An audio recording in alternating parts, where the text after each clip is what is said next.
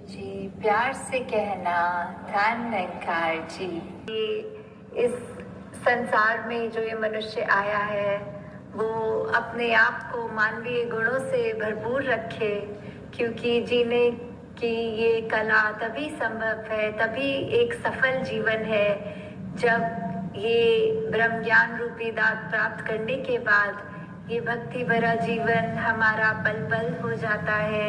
और सेवा सिमरन सत्संग के सहारे जब हम ये कोशिश में लगते हैं कि हर पल एक मनुष्य के शरीर में आए हैं तो ये भाव भी, ये गुण भी सब मानवीय हो जाएं, तो कैसे ये ह्यूमन वैल्यूज हमको सिर्फ कुछ पलों का सहारा ही नहीं, पर अगर हमारे चरित्र में जितनी ढलती रहे उतना ही ये जीवन खूबसूरत होता जाता है। हम इस संसार के लिए वरदान बन जाते हैं। एक महक जो होती है, वैसे ही जैसे एक शायर ने भी कहा है कि जियो तो फूलों की तरह और बिखरो तो उसकी महक की तरह।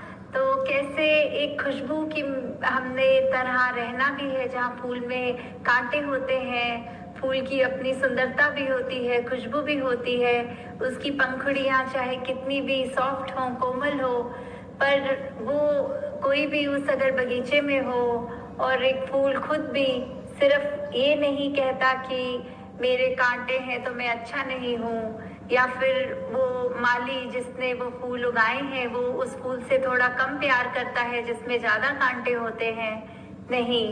तो जब हम एक फूल में कांटे और उसकी कोमल पंखुड़ियाँ भी देख रहे हैं, तो उस तरह एक जीवन है हमारा भी जो होना चाहिए कि किस तरह हर एक के ये अगर कोई चुभन देने वाली बात है, कोई कांटों की तरह है, तो भी वो एक्सेप्टेंस वाली बात कि हर एक को अपनाना है। सबका आकार अलग होता है, सबके काम अलग होते हैं, फिर भी वो एक हर एक के साथ सहयोग करते हुए हर एक के साकार में जुटे रहें। तो एक कहानी भी जो ध्यान में आ रही है कि कैसे हमें एक दूसरे पे उस तरह नहीं फरेब की बात आती है, ये मन में धोखे आ जाते हैं। तो कैसे एक गांव में एक जिनके पास फार्मर पर वो डेयरी फार्मिंग वाले जो एक दूध का व्यापार करते हैं, एक माखन बेचते हैं, तो कैसे वो एक अपने दुकान पे आते थे जो ब्रेड बेचते थे, तो उन्होंने ऐसी एक अंडरस्टैंडिंग की हुई थी कि जितने वेट का आप मुझे ब्रेड दोगे उतने वेट का मैं आपको माखन दूंगा। तो ऐसे ही उन्होंने ये सालों साल चलाया और इतना उनका आपस में ट्रस्ट बन गया कि फिर वो तराजू में रखने के लिए वो रखते नहीं थे, वो बस एक दूसरे को एक पैकेट वो एक्सचेंज रूप में मुंह से बोल के कि ये इतना ग्राम है इसमें, तो ऐसे ही ये लड़ी चलती रही। फिर एक दिन वो ब्रेड बेचने वाले के मन में ये बात आई कि मैं देखूं ये माखन मुझे कितने ग्राम का मेरे मित्र ने बेच दिया है। तो जब ऐसे देखा गया तो वो कम था और उसको बहुत ही उस पे ये बात अच्छी नहीं लगी। वो इस बात को अपने सरपंच में, ये पंचायत में भी जब लेकर गए तो वही बात आई कि उन्होंने भी कहा कि इसको एक ही तरीके से देखा जा सकता है कि हम उसी तराजू पे वो आज की बिक्री की ब्रेड को रखेंगे और मक्खन को, तो पता चल जाएगा। तो सभी के सामने बात यही आई कि जो माखन तोलने वाला था उसके पास तो घर में तराजू भी नहीं था, वो अपने हाथ पे जितनी ब्रेड का वजन होता था उतना वजन मक्खन का करके ही देता था। तो पहले मन में ये ब्रेड बेचने वाले के आया कि मैं उसको कम ग्राम दे दूं, और उसने तो वादा किया है भरपूर पूरा ही उतना करेगा। तो कैसे ये विश्वास की बात होती है, कैसे हम एक दूसरे के लिए अगर सोचते हैं कुछ और उसके लिए मन में कुछ बुरी एक अपने मन को नेगेटिव कर लेते हैं, जो अभी सत्संग में भी जिक्र आ रहा था, we should be negative about negativity. हर एक चीज के लिए हमें जो हमारे को एक अच्छा कार्य करने से रोक रही है, हमें उसके लिए तो अपनी आंखें चुरानी है, पर अच्छा काम करने के लिए नहीं। हमें हर एक के दिल से उनके आंसू पोंछने हैं, उनको दर्द नहीं देना, उनसे नफरत नहीं करनी, उनसे फरेब नहीं करना। तो कैसे, जिस तरह ये भी देखा गया है उदाहरण के तौर पे कि अगर हम एक चुटकुला कोई सुन लें तो उस पे हम कितनी बार हंस लेते हैं। 2-4 बार वही जब चुटकुला बार बार सुनेंगे तो चौथी बार तो हमें उस पे हंसी भी नहीं आएगी। तो हम कैसे अपने दुखों को, वो एक ही दुख पकड़ के जो इस परमात्मा ने इतने और सुख दिए हैं उनको तो नज़रअंदाज कर देते हैं, और एक अगर कोई चीज़ हमारे अनुसार नहीं है जीवन में, उसको दुख समझ के उस एक दुख को पकड़ के उसके ऊपर बार बार रो लेते हैं। तो कैसे, जिस तरह वो अवस्था की बात आ जाती है, ये जो परमात्मा ने दिया ये सब जीवन के लिए, सुधार के लिए दिया, तो कैसे हमने जिस तरह एक चीज़ को पकड़ के ही नहीं बैठे रहना, एक बारी उसका एक एहसास, तो चलो इंसान है तो फीलिंग्स है मन में, वो उस तरह आएगी, पर कैसे अगर थोड़ा सा भी कोई नेगेटिव ख्याल है उसको उसी पल दूर करने की कोशिश करें।